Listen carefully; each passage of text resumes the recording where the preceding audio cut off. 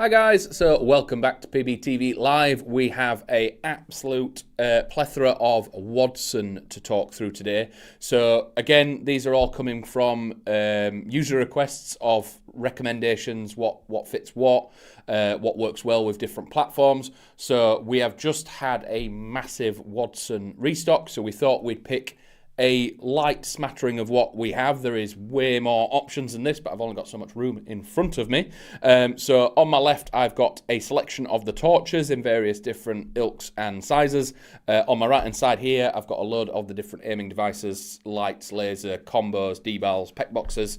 And in the center, all the things that help them make them work, make them more sort of work together. So there's conjoined sort of switches, mounts, tidying bits if you've got that little OCD vibe going. There's little different things for routing, cable management, all that good stuff. So we will dive into the torches first, but if you have any questions about WADSN and you want sort of ask a question about recommended for a certain platform, if you're running something at the moment and you're looking for a light or a laser option, drop a comment down below. We'll find out if we've got it here. If not, we definitely probably have an option or an idea available. So looking on my left-hand side, we'll go through some of the torches first. There's a fair few here. Obviously, all torches do the same thing. They spot a bit of light in front of you, but there are various different ways that these can be mounted. So the first one we're going to look at is one that I threw on. I run one of these on my LMG, and I've run one on an M4 as well. So this is the M640W, and what's great about this one is it is very, very versatile with its mounting options. So as you can see, it is a long form torch, so there's kind of two different sizes with WADSN. You've got the short and the long.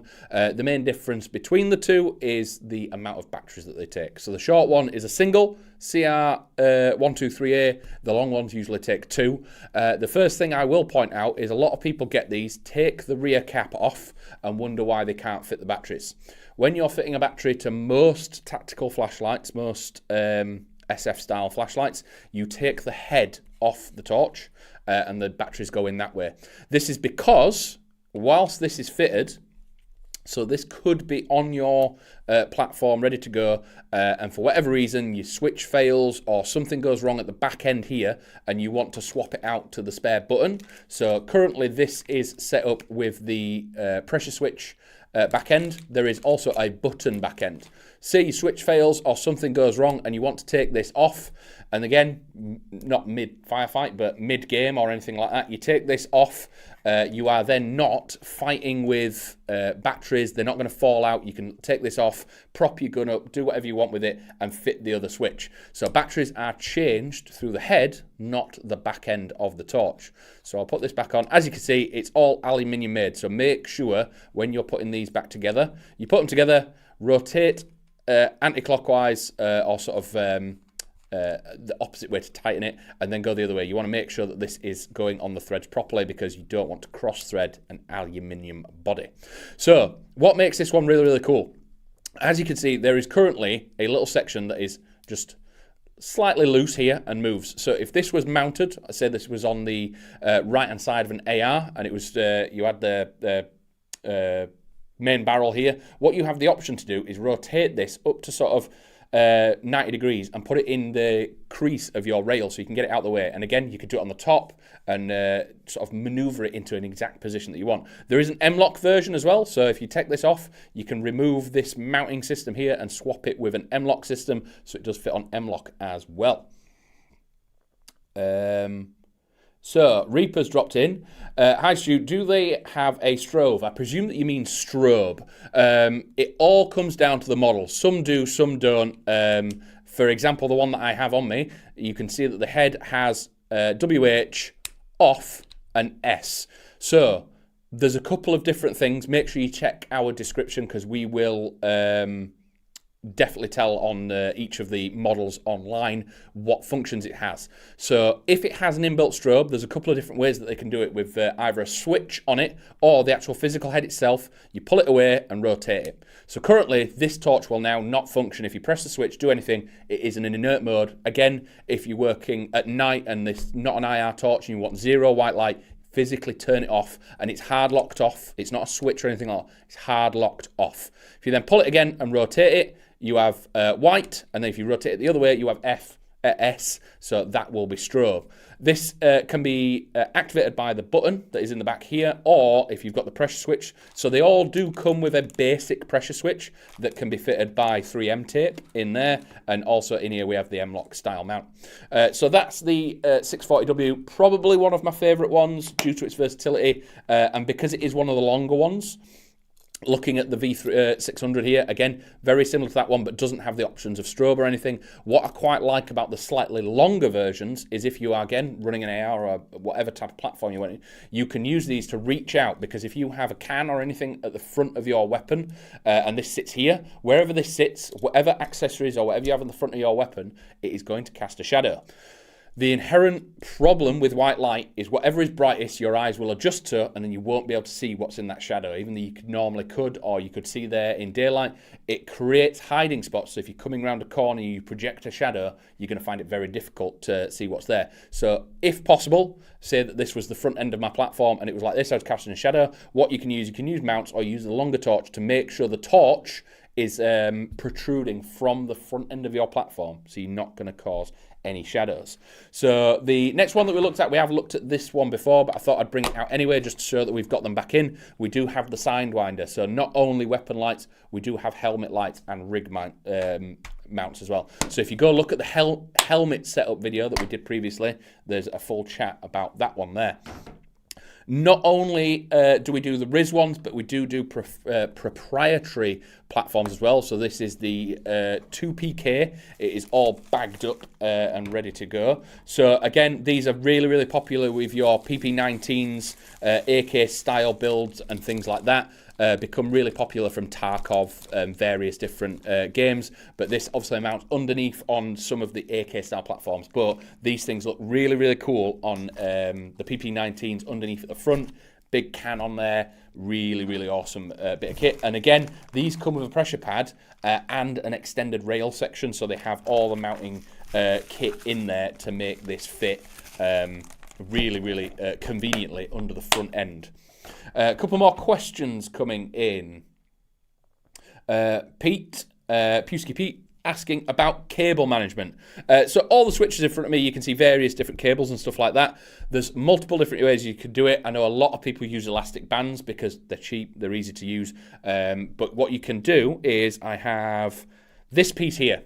So there's various different ways to do it, but they're available in sort of individual pieces. So this is an M-Lock version of a cable management system. You can see there is a little gap there, and underneath there's loads of different routing things. There's no hard corners, there's no CNC sort of end pieces. So the idea is this: you can put these on your M-Lock side. So if you've got a torch and then a switch going up onto the top of your platform, you put this behind it, you can route all the cables through here, tighten it down, and it keeps all that management rather than going everywhere. So you've got an option between actual hardware like this, or elastic bands going around, routing them down the side of PEC boxes, routing them back on themselves, anything like that. You can use the little elasticated sort of zip tie style things. But yeah, loads of different ways of cable management, but there is hardware to do it as well rather than having to sort of do it yourself. When it comes to the actual switches and cable management from there, the main one is getting a hard mounted switch as well, so that's not going to move. The pressure pads that come with the torches are fantastic and they do work, but they are 3M, so there is a chance that they can shift or move as you press in them. So again, the cables can get pulled and taut. So the thing that we recommend is, after a while, once you've got used to these, or you've sorted your torch out, grab yourself a fixed torch switch. We'll come on to the various different options of that shortly. Wazdog is, what's the typical lifespan of each torch with respect to batteries? Hearing different things, they may last up to an hour. There's a couple of, it depends on the platform, on the torch and the platform, and how long you've got it on, whether or not it's strobe and stuff like that. But I mean, I've had a 640 on my LMG for maybe 4 or 5 games, including night games, full weekenders, and it's still got the same 2 on it. As long as, again, when it's the main thing to note, again, with the off switch on that, it's really useful. But the problem that some people might get, very similar to your optics or something like that, you pack your gun away, you've got loads of kit in your case, and something presses the button and you don't know about it and it just keeps your torch on. That's one thing. Make sure you're not storing your torches with batteries in, because again, if you're not going to play for a couple of months, batteries do degrade and get old, so make sure you're taking your batteries out. But I don't know the exact hour rate of each individual one, but it's definitely a fair few game days and weekenders. So, and again, in game days, how often you're actually pressing your torch, it's varies. So an hour of constant on could actually be 2-3 game days. So it's varies differently. So coming on to some of the smaller options of torches. So we have the HB here. I know a couple of guys have these on their pistols in the office. Again, there's a couple of different ways to activate pistol torches as well. So again, really useful. The main, I would say, drama or problem that you have with pistol torches is making sure you have a holster to retain it. So there's a plethora of ways to do it. Novrich has the universal one, so you put an extra bit on your Novrich pistol. This goes underneath at the front and it just locks in on the side. So any of these will work with that, and just make sure that if you're running your pistol as a primary, you don't need to put it away anyway. So again, mounting these, you do need a rail on the front of your platform, and it does have, you can just see the 2 little nubs there that I can turn there, but there is also the 2P slot, so you can tighten this properly.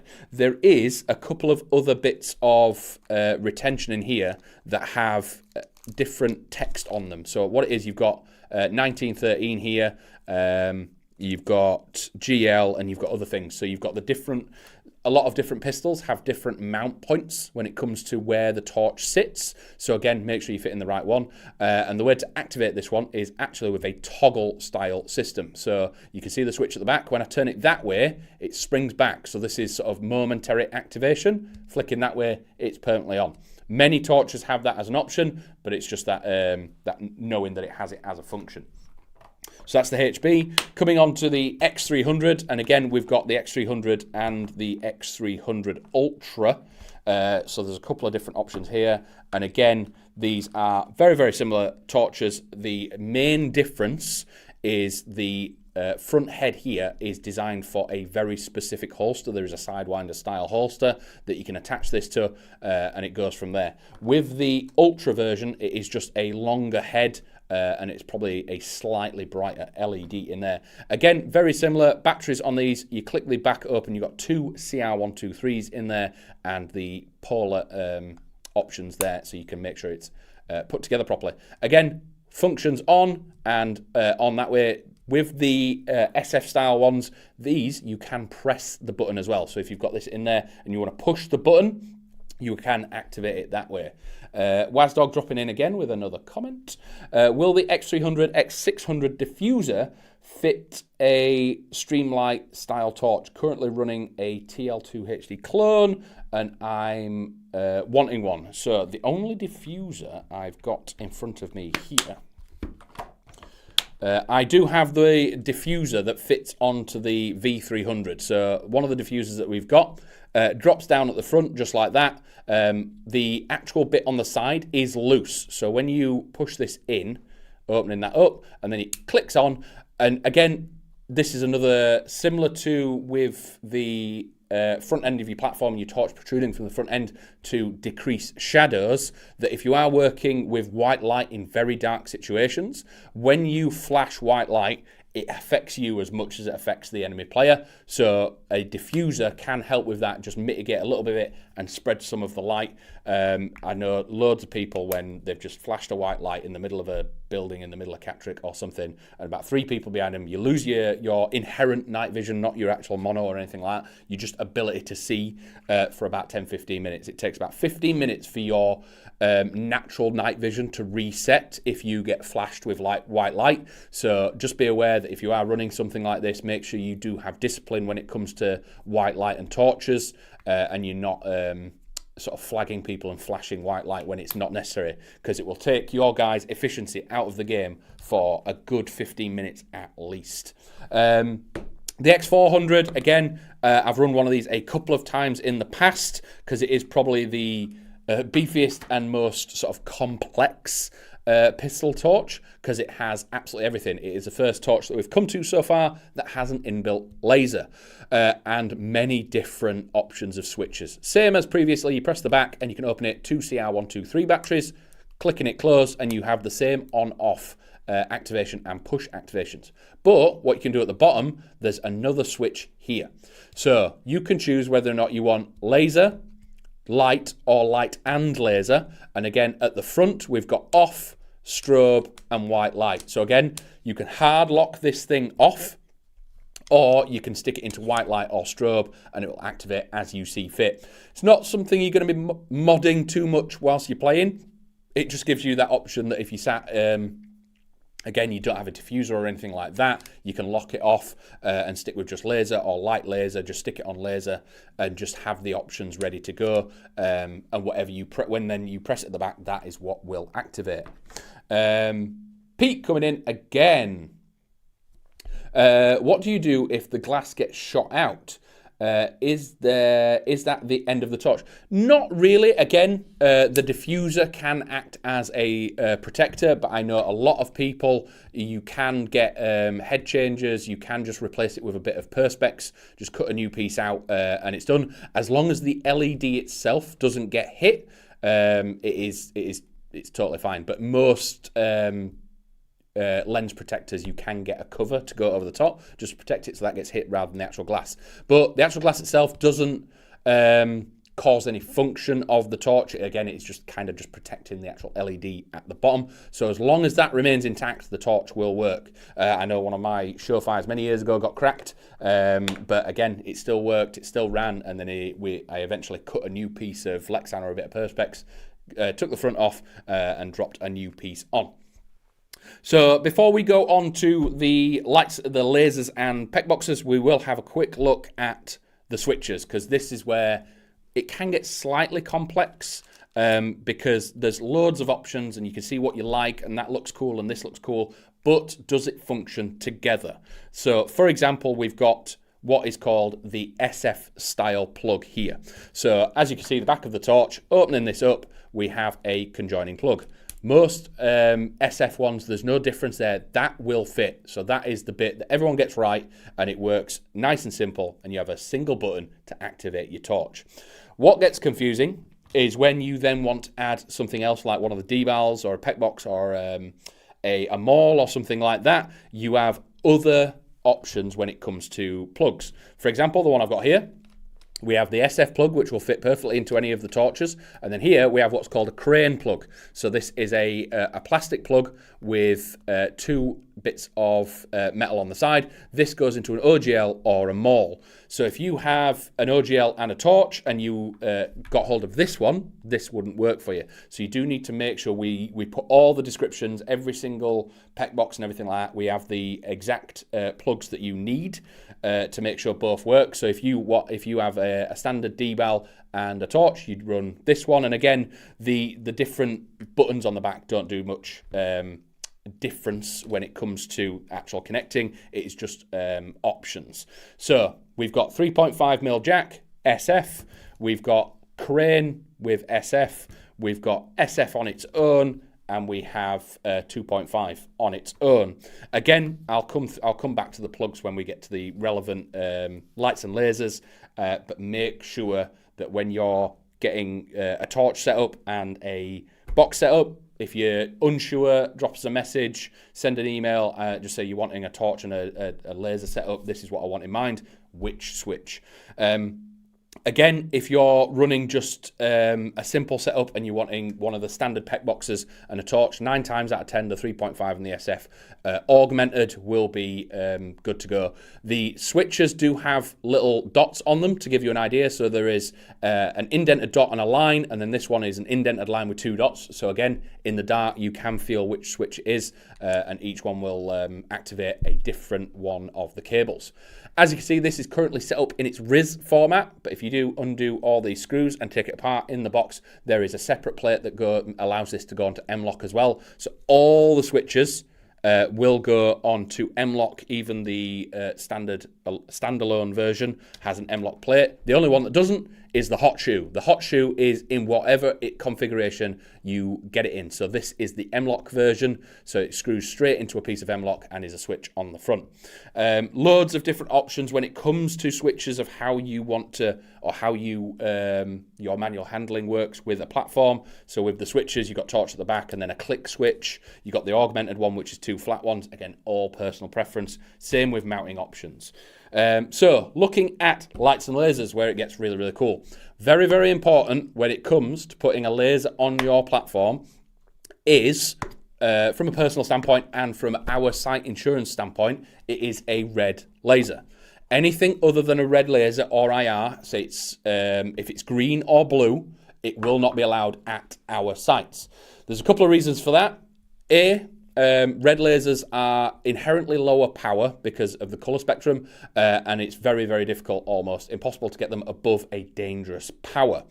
In a military standpoint, a green or a blue laser is designated as a weapon, and a red laser is an aiming device. So inherently, and in wavelength, green and blue are more powerful. So green and blue lasers can very easily damage eyesight, and you don't want to do that mid-game. So at our sites, we only allow red lasers because we don't have a laser testing system to find out how powerful it is. So make sure, and it gives you just that broad spectrum of most sites will allow red lasers, whereas green and blue will be slightly more powerful in just light terms. So make sure you're not running anything like that. And red looks cooler, especially in smoke and things like that. So again, another one of the ones I've used in the past. This is quite a chunky bit of kit. So this is a PEC box for a pistol. So as we've seen with the underslung sort of pistol torches, this does a very similar thing, but it has all the functions of a PEC box. So we've got white light,